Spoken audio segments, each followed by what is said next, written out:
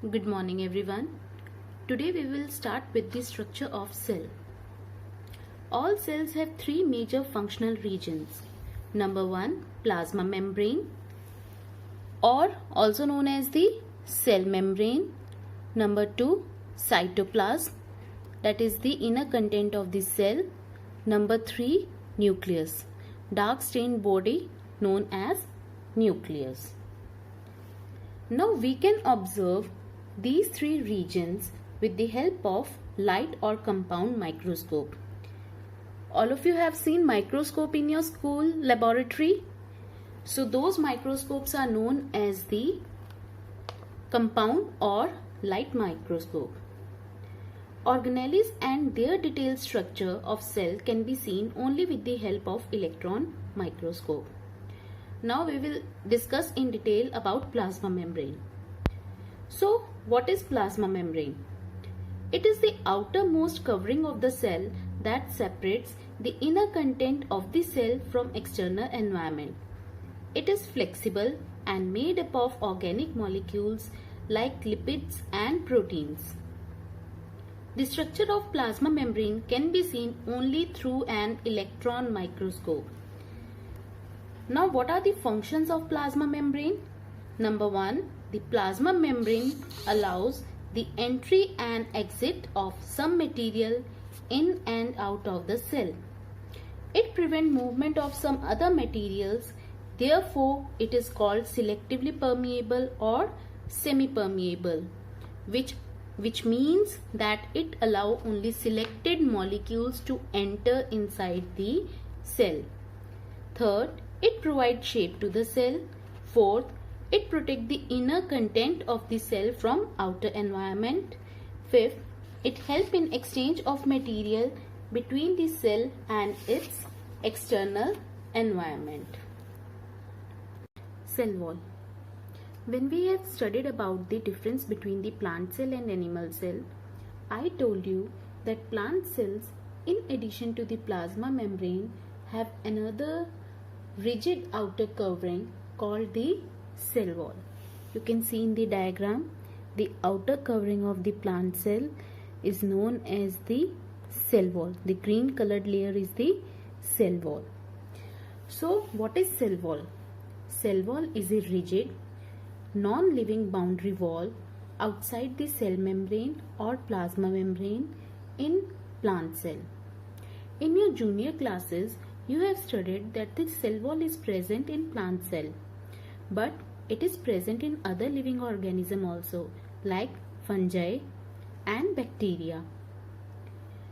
Animal cells, they lack cell wall. In plant cell, cell wall is composed of complex substance called cellulose. In fungi, cell wall is made up of chitin, and in bacteria, cell wall is made up of complex substances, that is muramic acid and peptidoglycan. Now, what is the function of the cell wall?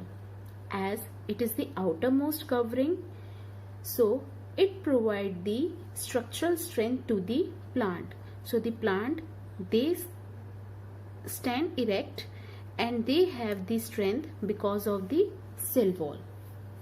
Now, it provides definite shape to the cell. Third, it protects the inner content of the cell. It also helps in transport of various substances across it because it is freely permeable to the movement of these substances. In the beginning, I told you that it is a non-living boundary wall. If it is a non-living boundary wall, it means it can allow all the substances to pass through it. But do you remember, plasma membrane is semi-permeable, that allow only selected molecule to enter inside the cell. So the cell wall, it allow all the molecule to enter inside the cell. Then the next layer adjacent to the cell wall is the plasma membrane, that is selectively permeable, and it allow only selected molecules which are sent by the cell wall to enter inside the cell. Last function, that it permits cells of plants, fungi and bacteria to withstand very dilute solution is known as hypotonic solution without bursting. Because of the presence of cell wall, plant cell, fungi and bacteria, they do not burst inside the hypotonic solution, but animal cell, they burst.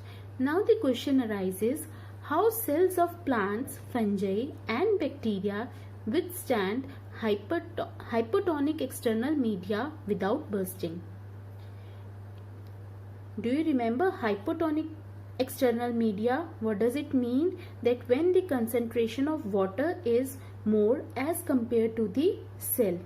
So in hypotonic condition, cell tend to take up water by osmosis. The cell swell up, building up pressure against cell wall. The cell wall exert equal pressure against the swollen cell.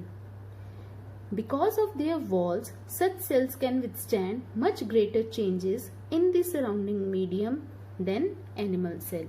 So when the water enter inside the plant cell, then the cytoplasm it swell up.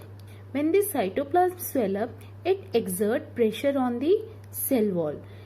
But cell wall also exert pressure on the cytoplasm, due to which the pressure of the cytoplasm is equal to the pressure of the cell wall. Now the pressure is equal, due to which cell wall of the plant cell and the plasma membrane of the plant cell, it do not burst. In the last lecture, we have studied about the plasmolysis. Do you remember what is plasmolysis? So let's revise again. When a living plant cell loses water through osmosis, there is a shrinkage or contraction of the contents of the cell away from the cell wall. This phenomenon is known as plasmolysis. The next question is, when plasmolysis takes place? When we kept plant cell in a hypertonic solution, then plasmolysis occur. Why plasmolysis take place in hypertonic solution? Because in hypertonic solution, the concentration of water molecule is less as compared to the living cell, which results in the loss of water by the plant cell to the solution, which results in the shrinkage of the inner content or cytoplasm of the cell away from the cell wall. This process is known as plasmolysis. And how you can convert plasmolyzed cell into the normal cell?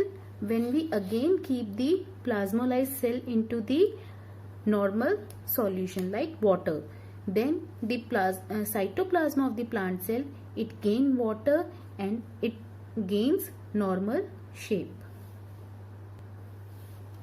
Now we will start with the next topic, nucleus. Do you remember when we prepare onion peel slide or cheek cell slide, after staining the cells, when we observe them under light microscope or compound microscope, we see different structures having different color. The dark colored structure present in the center of the cell, that is known as the nucleus. This dark colored structure is known as the nucleus. So what is nucleus? Nucleus is a darkly stained structure generally present in the center of cell. Now what is the structure of nucleus? Nucleus, it has four components. The outer covering of the nucleus is known as the nuclear membrane. It has two layers, outer membrane and inner membrane. It has minute pores present in it known as nuclear pores. So what does it mean? That nuclear membrane is not continuous. It is discontinuous at some point. The point where nuclear membrane is discontinuous, those are known as the nuclear pores. What is the function of the nuclear membrane? Now you can see nuclear membrane has pores. So pores allow the transfer of material from inside the nucleus to the cytoplasm. Nucleus, it is surrounded by the cytoplasm. So material from the nucleus move outside into the cytoplasm. Second, it separates the nuclear content from the cytoplasm. Now the next part of the nucleus is the nucleoplasm. The transparent fluid present inside the nucleus is known as the nucleoplasm, which contain thread-like structures. These are entangled thread-like structures known as chromatin and a spherical or oval body known as nucleolus. Now the next structure is nucleolus. What do you mean by nucleolus? As you can see, it is a spherical or oval body present inside the nucleus. Now the next you can see entangled thread-like structure. These are known as chromatin or nuclear chromatin. What do you mean by chromatin? Chromatin is an entangled mass of thread-like structures, as you can see, visible in the nucleus of the non-dividing cell, which means when cell is not dividing, chromatin are present or entangled mass of thread-like structures are visible, known as chromatin, only in the non-dividing cell. I repeat, only in the non-dividing cell you can see chromatin. Now, when the cell has to divide, the chromatin material get organized or condenses to form a rod-shaped structure called chromosomes. So when entangled thread-like structures, chromatin, condenses during the cell division, means when one cell divides to form two daughter cells, at that time chromatin, they condense to form a rod-like structure known as chromosome. Now, what are chromosomes? As I have already told you, these are rod-shaped structure visible in the nucleus only when cell is about to divide. So what is the difference between the chromosome and chromatin? Chromosomes are rod-like structure which are visible only when cell is about to divide, whereas chromatin are entangled mass of thread-like structures which are visible in the nucleus when cell is not dividing or in non-dividing cell. Okay.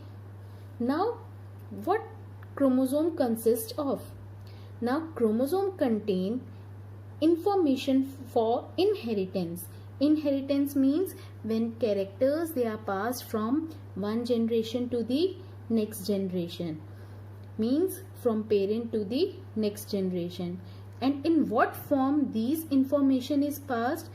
These are passed in the form of DNA molecule. What is the full form of DNA? Deoxyribonucleic acid. Segment of DNA are called genes. So DNA contain genes and genes are known as the unit of inheritance. Let's revise again. Chromosomes are rod-like structure which are visible only when the cell is about to divide.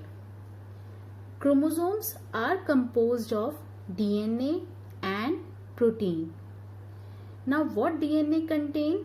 It contains the information necessary for the constructing and organizing the cells.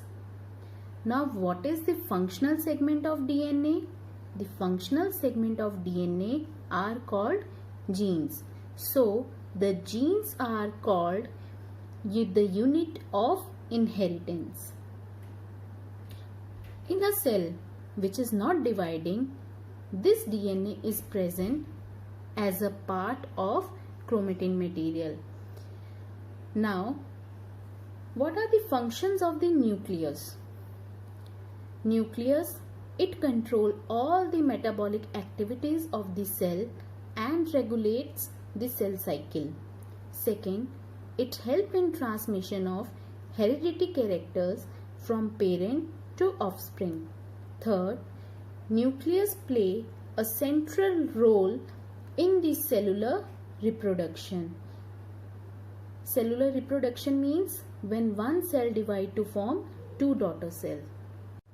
And the last function is, along with environment, nucleus also direct the chemical activities of the cell. This determines the development and future form of the cell. What does it mean? That nucleus only determines what will be the shape of the cell, what will be the function of the cell. As you have studied earlier, in a living organism, different type of cells are present which have different function. For example, cells present in your brain, that is nerve cell, they are responsible for the memory. Cells present in your lungs are responsible for respiration. So what determines the function, or what provide the message to the cell, what function they will perform? That is the nucleus. So nucleus only determine what will be the function of the cell, what will be the shape of the cell. Next topic is cytoplasm. In the last lecture, we have studied about the difference between the prokaryotic cell and eukaryotic cell. Now, prokaryotic cells and eukaryotic cells.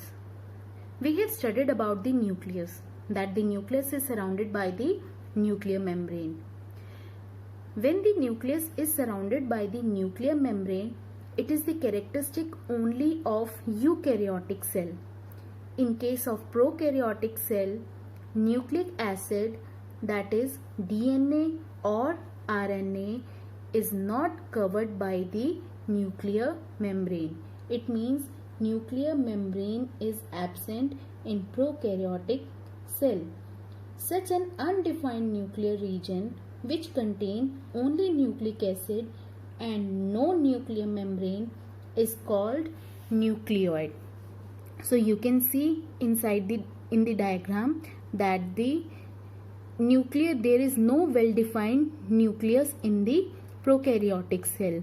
Only the dense colored substance present in the cell is known as the nucleoid.